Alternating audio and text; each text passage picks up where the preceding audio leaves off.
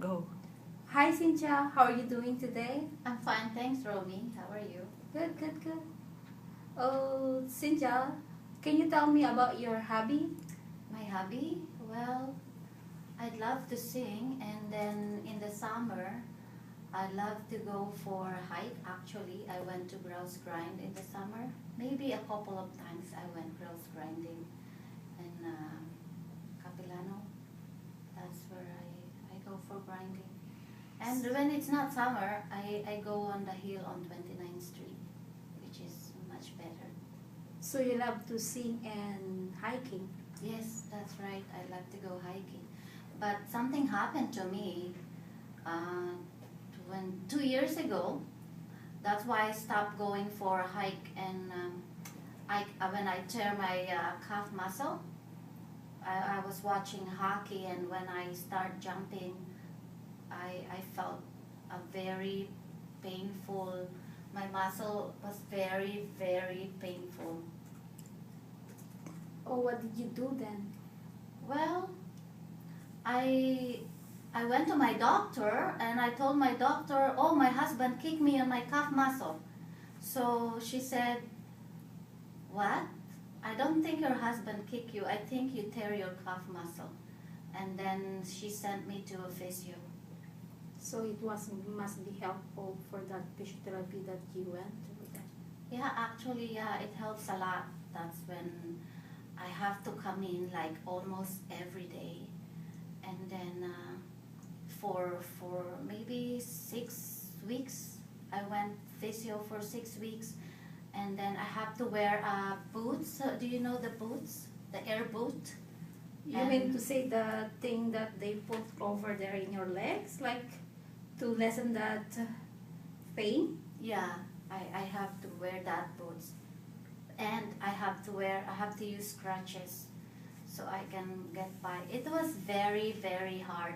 Very, very difficult. Oh no, that must be so really not really good for you to experience such like that thing. Yeah, I know. It's I was kind of getting depressed actually during that time because it felt like my husband wasn't really supporting me with the households, but I don't really blame him because his father was he's going through his own problem too. His dad was sick too in the hospital when that time happened. He was diagnosed with cancer. The dad, my husband's dad, so that's my father-in-law. So how did you cope like that experience you have then? Well, it wasn't easy. Coping wasn't easy for me.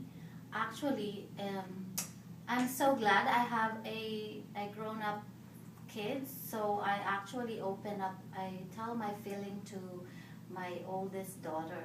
I was about to kind of divorce him. I said, I want to divorce your dad, but his advice to me is that, oh mom, you know dad is going through something too, so you just have to understand.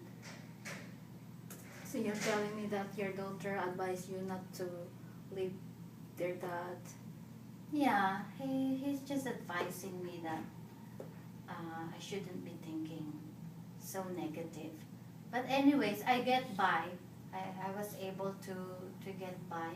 And that experience actually changed me. My thinking towards work, because I always relate that experience with my work because I know now how it's like to if you want something and you can't do it, it's like it's a feeling of helplessness. I had that feeling of helplessness, so I always apply that to my client. I know what it's like to be helpless, and that's why I improve myself, especially towards my work when it comes to my clients. So what did you do else to do your being a mom and also at work at the same time? How could you manage to do such thing like that? Well, being a mom and do work and situation. It's okay. I manage because I don't have a small kids. They're grown up. So, I mean, my policy at home is if there's food, you eat. If there's no food, you find the food to eat.